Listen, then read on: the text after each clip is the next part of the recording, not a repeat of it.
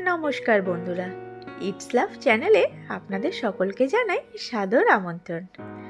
আজকে আপনাদের জন্য নিয়ে এসেছি গরমের শরীর ঠান্ডা করার মতো একটি শরবতের রেসিপি। বেলের শরবত যেরকম গরমে স্বাস্থ্যকর, সেরকম পেট ঠান্ডা করার জন্য খুবই উপকারী। অনেকেই অনেক রকমভাবে বেলের শরবত বানিয়ে থাকেন, কিন্তু আজকে আমি একটু অন্য রকমভাবে বেলের শরবত বানাচ্ছি, যাতে বেলের শরবতের টেস্টটা আরও দ্বিগুণ হয়ে যায়। চলুন তাহলে দেখে নিই।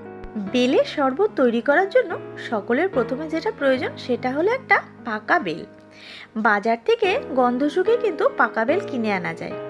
এইটা যদিও বা আমাদের গাছ পাকা বেল, গাছ থেকে ডিরেক্টলি পড়েছে, সেই জন্য পাকা যে তাতে কোনো সন্দেহ নেই। এবার আমরা বেলটাকে ফাটাবো। আপনারা দা বা কোনো রকম হামলদিস্তার সাহায্যে বেল ফাটাতে পারেন। আমি একদম ডিরেক্টলি মাটিতে বেড়েই কিন্তু বেলটাকে ফাটিয়ে নিলাম। যেহেতু পাকা বেল, তো সেই কারণে একবার মারতেই কিন্তু বেলটা ফেটে গেল। যদি কাঁচা থাকতো তাহলে কিন্তু 2-3 বার আছাড় মেরে তারপর এটাকে ভাঙতে হতো। দেখতেই পাচ্ছেন বেলটা কিন্তু ফেটে গেছে, এবং আমি বেলটাকে এবার দুভাগে ভাগ করে নিচ্ছি। ভেতরে একদম সম্পূর্ণ পুষ্ট এবং পুরো শ্বাসে ভর্তি কিন্তু বেলটা দেখতে পাচ্ছেন। এবার একটা চামচির সাহায্যে বেলের ভেতরে যে শ্বাসটা আছে সেই শ্বাসগুলোকে আমরা বার করে নেব। বেলটা যখনই ফাটাবেন তখনই দেখবেন ভেতরে আঁশ, বীজ, অনেক রকম জিনিস দিয়ে কিন্তু এই বেলের ভেতরটা তৈরি। সমস্ত শ্বাসটাকে কিন্তু আমরা ভালো করে আগে তুলে নেব। বাছার কিন্তু প্রথমে প্রয়োজন নেই, পরে আমরা এটাকে বাছবো। চামচির সহযোগে খুব ভালো করে আমরা বেলের শ্বাসটাকে কুড়িয়ে নিচ্ছি। এক্ষেত্রে একটু ধারালো টাইপের চামচি ব্যবহার করলে কিন্তু তুলতে আপনাদের সুবিধা হবে। খুব ভালো করে বেলের একটা দিকে আমরা এটাকে শ্বাসটাকে বার করে নিচ্ছি। দেখতেই পাচ্ছেন সমস্ত শ্বাসটা বেরিয়ে গেছে। এবার আমরা এর মধ্যে সামান্য পরিমাণ একটু জল ব্যবহার করছি। জলটা ঠান্ডা বা গরম আপনাদের প্রয়োজন মতো ব্যবহার করবেন। জল দিয়ে আমরা বেলটাকে এবার একটু মাখবো, অনেকটা সেই তাল মাখার মতো। তালের বড়া বা তালের শ্বাস বার করতে যেরকম হালকা হালকা অল্প করে জল দিয়ে মাখতে হয়, সেরকম করে আমরা বেলটাকে মাখবো। মনে রাখবেন খুব বেশি কিন্তু জল দেবেন না, তাহলে কিন্তু প্রথমেই পানসে হয়ে যাবে। খুব ভালো করে চটকে আমাদের এটা মেখে নিতে হবে। ভালো করে মেখে নেওয়া হয়ে গেছে। এবার একটা বাটির উপরে আমি একটা স্টেনার বা ছাঁকনি বসাবো। সম্পূর্ণটাই কিন্তু অনেকটা সেই তালের প্রিপারেশনের মতোই কিন্তু করতে হবে।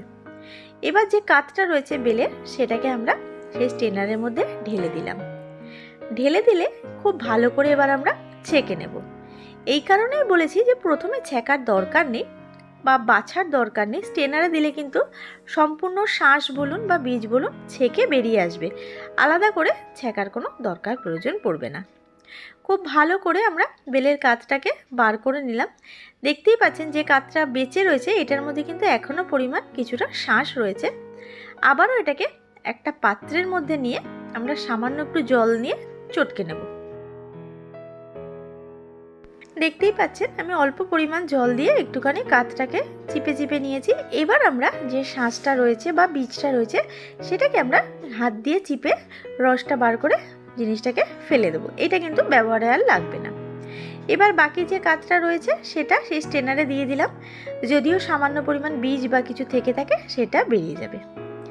এবার আমরা এর মধ্যে মিষ্টি জাতীয় কিছু মিশাবো। অনেকেই কিন্তু বেলের শরবতে চিনির ব্যবহার করেন, কিন্তু আমি এখানে চিনির বদলে আখের গুড় ব্যবহার করেছি।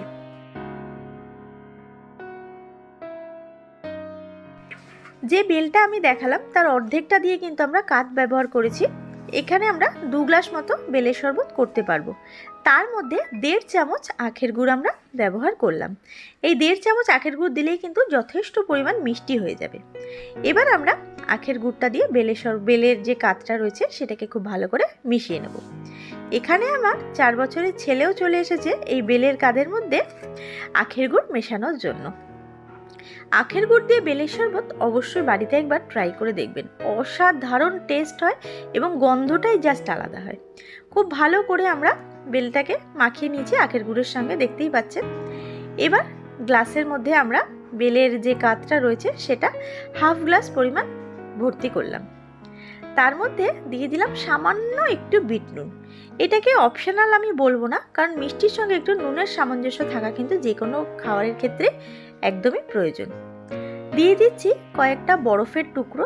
যদি ঠান্ডা খেতে চান তাহলে বরফের টুকরো দেবেন, আর যদি নর্মাল গ্লাসের ওয়াটারে খেতে চান সেটাও দিতে পারেন, কোনো অসুবিধা নেই। এবার এর মধ্যে দিয়ে দিলাম পরিমাণ মতো জল। জল আর বরফ মিশিয়ে কিন্তু বেলের শরবতটা ঠান্ডা হয়ে যাবে। সম্পূর্ণ মিশ্রণগুলোকে একসঙ্গে মিশিয়ে নিলেই তৈরি আমাদের বেলের শরবত। গরমকালে একটা রিফ্রেশিং ড্রিঙ্ক কিন্তু এই বেলের শরবত। যারা বাড়িতে আখের গুড় দিয়ে বেলের শরবত খাননি তাদেরকে বলবো প্লিজ একবার বাড়িতে আপনারা এটাকে বানিয়ে খেয়ে দেখুন।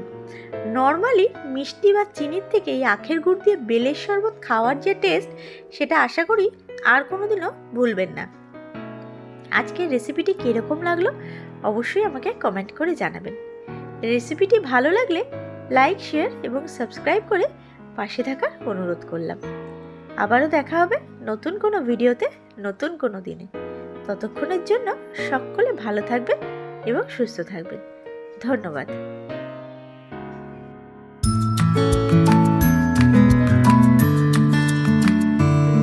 Audio Jungle.